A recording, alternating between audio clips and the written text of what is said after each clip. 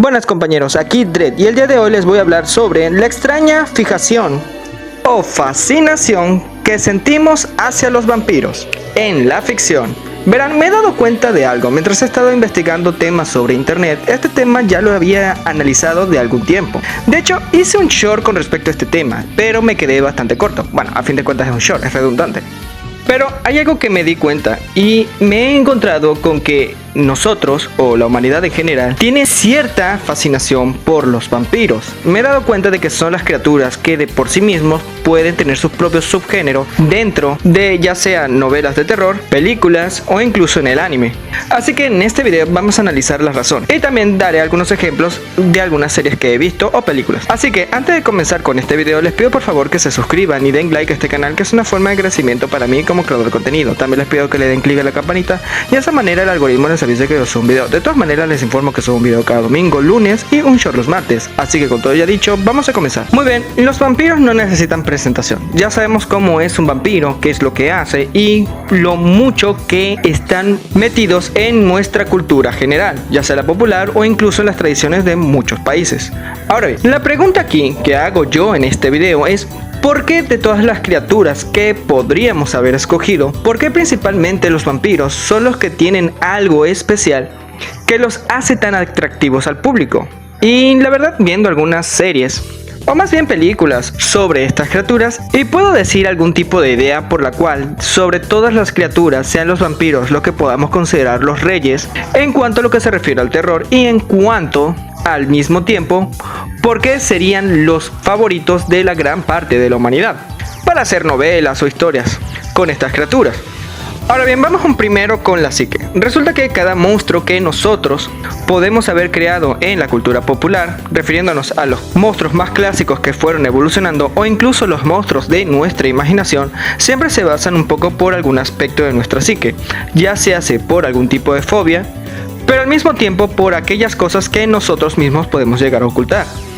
Todas esas cosas de nuestra mente son las que utilizamos a la hora de crear algún tipo de monstruo.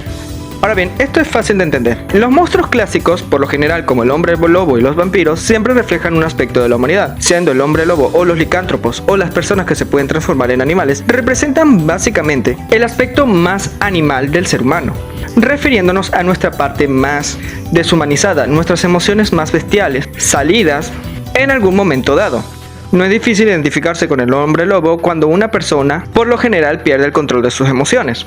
Es muy natural de que este tipo de criatura, en muchas ocasiones lo pongan como una especie de antihéroe, o un héroe en general, como es en el caso de Naruto. Aunque no precisamente se transforma en un lobo, Naruto al principio de la serie perdía el control y adquiría características de una bestia, siendo en este caso un zorro. Creo que pese a que ya habían historias que precisaban de que el protagonista tenía un demonio interno, como puede ser Devilman, anterior a Naruto, quizás este aspecto de Naruto se volvió más tan popular, porque su demonio era precisamente un animal, y era más fácil de relacionar los aspectos negativos con un animal, ya que esto también ocurre con el mito del Minotauro, representando la psique humana en los dos protagonistas, siendo el Minotauro representando la parte más bestial del ser humano y Teseo representando la parte más razonable, o todos los mejores aspectos de nosotros. Así como estoy hablando del hombre lobo, ocurre con la gran mayoría de criaturas, salvo que algunas necesitan un análisis un poco más profundo, pero el hombre lobo es más fácil de entender, por eso lo escogí para explicar esta parte.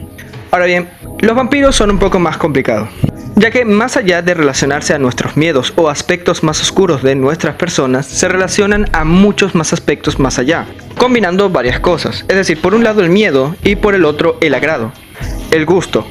¿Por qué digo esto? Porque me he dado cuenta de que hay solamente dos puntos de vista que se pueden ver a los vampiros en las películas, o incluso en novelas de ficción, y también en otros aspectos de manga, ya sea cómic, etc. Y estos dos aspectos son el bestial, el monstruoso, y el segundo, el atractivo. Me he dado cuenta de que los vampiros son de las pocas criaturas que tienen novelas románticas. Es decir, hay todo un género de romances con vampiros. Y lamentablemente, tengo que decirlo, no puedo echarle la culpa a Crepúsculo. No voy a negar de que Crepúsculo es quizás la serie de novelas que llegó a popularizar este aspecto, porque llegó a gustarle demasiado a las jóvenes adolescentes de la época. Pero lamentablemente, ya esto se daba ya con los vampiros. De hecho, hay una novela que también tuvo una película que se llama Déjame entrar, que tiene un cierto romance entre dos niños protagonistas y precisamente uno es un vampiro. Tremenda película, es muy buena película, se la recomiendo. Si pueden verse la novela, háganlo, pero véanse la película, es muy buena. No me han leído una novela, pero véanse la película, es buena. La versión original porque también tuvo una adaptación norteamericana, pero en fin.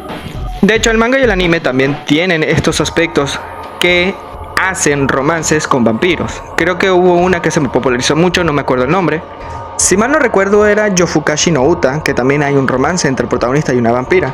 Y muy posiblemente ustedes conozcan otros ejemplos. Así que me doy cuenta de estos aspectos. Los vampiros solamente tienen dos caras en la ficción, la monstruosa clásica y la romántica, por decirlo de alguna forma. ¿Por qué ocurre esto con los vampiros? Pues resulta que los vampiros se expresan de dos formas en nuestra psique. Su aspecto más monstruoso se relaciona a nuestros miedos que tienen que ver con el hecho de que exista algún tipo de criatura que pueda devorarnos, al mismo tiempo que también se relaciona con el miedo al fallecimiento, teniendo en cuenta de que los vampiros se supone que son como una especie de super zombies. Es decir, son zombies, pero a diferencia de los zombies clásicos, estos son más conscientes de su condición, son pensantes y tienen todas las capacidades que superan nuestras habilidades normales. Al mismo tiempo que los vampiros se relacionan bastante con lo sobrenatural y con aquello que podemos relacionar como pagano. Por eso en muchas culturas ha llegado a evolucionar ciertas creencias de los vampiros con el cristianismo, debido a que obviamente el cristianismo es capaz de repeler a estas criaturas. También las sagas de Castlevania utilizan bastante estos elementos. Asimismo, los vampiros se relacionan a todos estos aspectos que podrían considerar perversos, por lo cual podremos llegar a considerar a los vampiros como aspectos más demoníacos que simples zombies, o están en un punto intermedio de los dos, independientemente como de la interpretación. Ahora bien, el segundo aspecto se relaciona bastante a un ámbito que ya había mencionado, y tiene que ver con el aspecto de lo prohibido. Es decir, había mencionado de que los vampiros se relacionan con todo aquello que es oscuro y perverso, y al mismo hecho de que he mencionado de que el cristianismo es algo que repele a los vampiros. Eso se relaciona bastante con esta idea de lo que viene siendo lo prohibido o aquello que podría llegar a ser visto socialmente poco aceptado.